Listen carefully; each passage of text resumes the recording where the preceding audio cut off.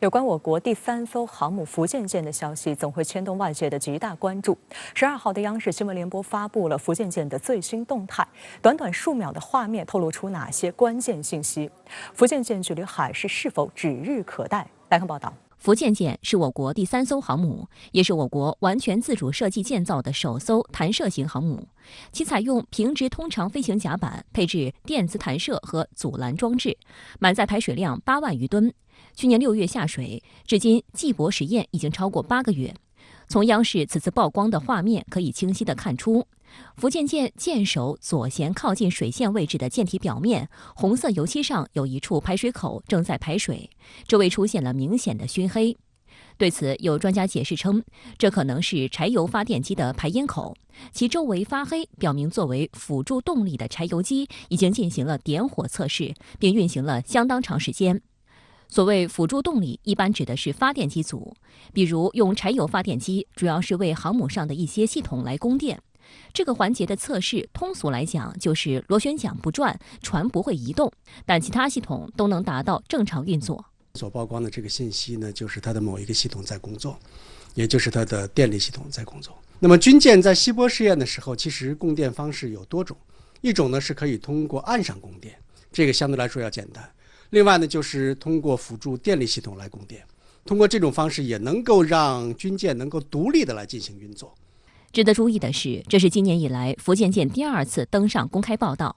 今年伊始，福建舰副舰长钱树民在接受央视采访时表示，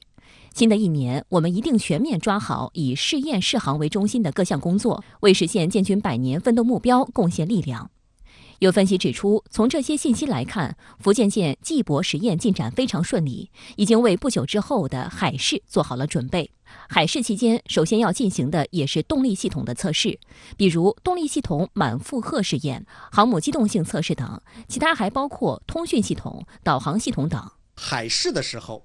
其实和现在进行测试最大的区别就是在海试的时候，整个动力系统的机械部分，也就是螺旋桨部分需要工作，来配合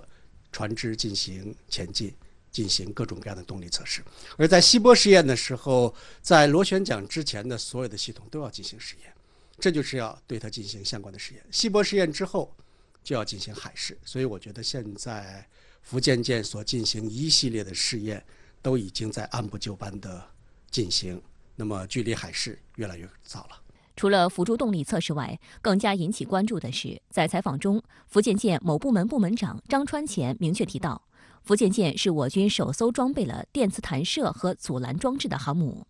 画面显示，福建舰甲板上的电磁弹射施工单元依旧照着施工厂房。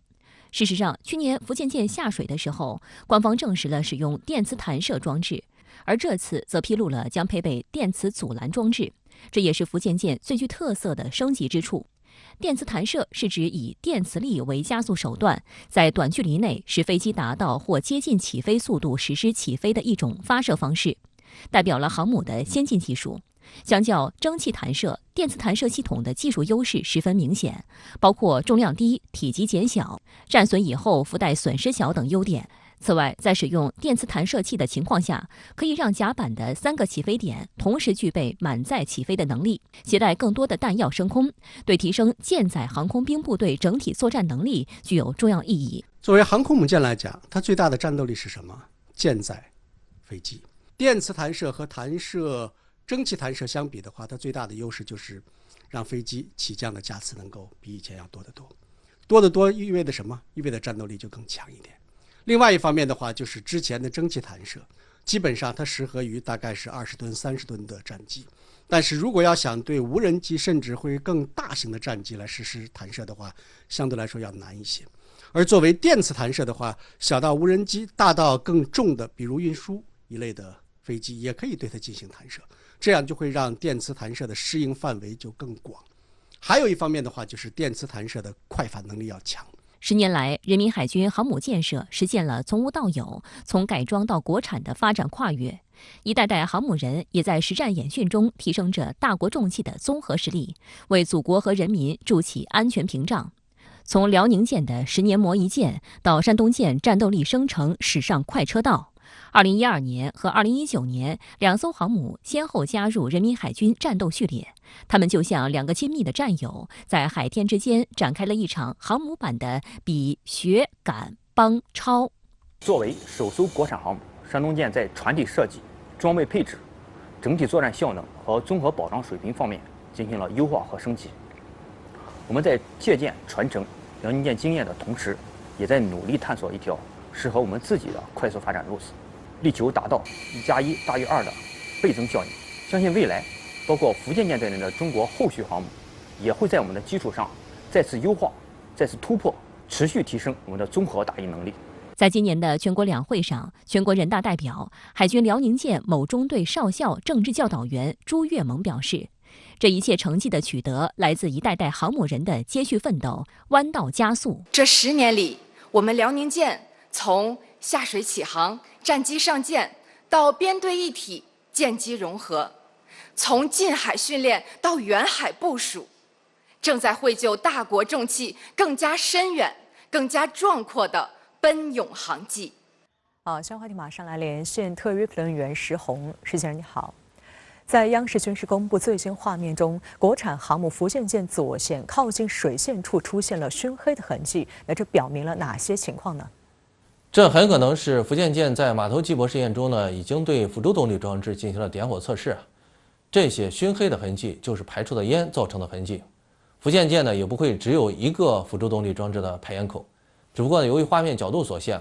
我们看不到舰体上靠近水线处的其他类似排烟口的情况。通常来说呢，既然是对辅助动力装置呢进行点火测试，靠近水线处的其他排烟口也会有熏黑的痕迹的。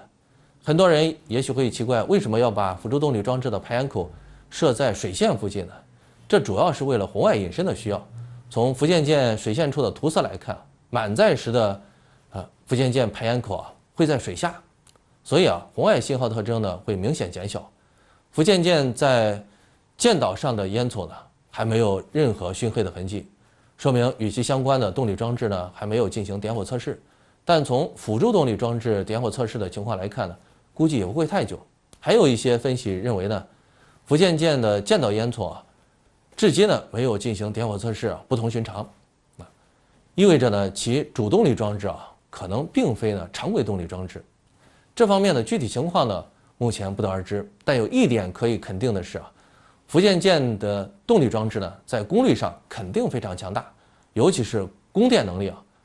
远超辽宁舰和山东舰。福建舰呢在过去数月时间里边一直呢在进行击泊试验如今呢辅助动力装置呢又进行了点火测试那也就说明福建舰呢在相关建造和测试进度方面都是非常顺利的，距离其进入海试阶段呢已经越来越近了。好，请石红先生保持在线，稍后我们将会继续连线您，谢谢。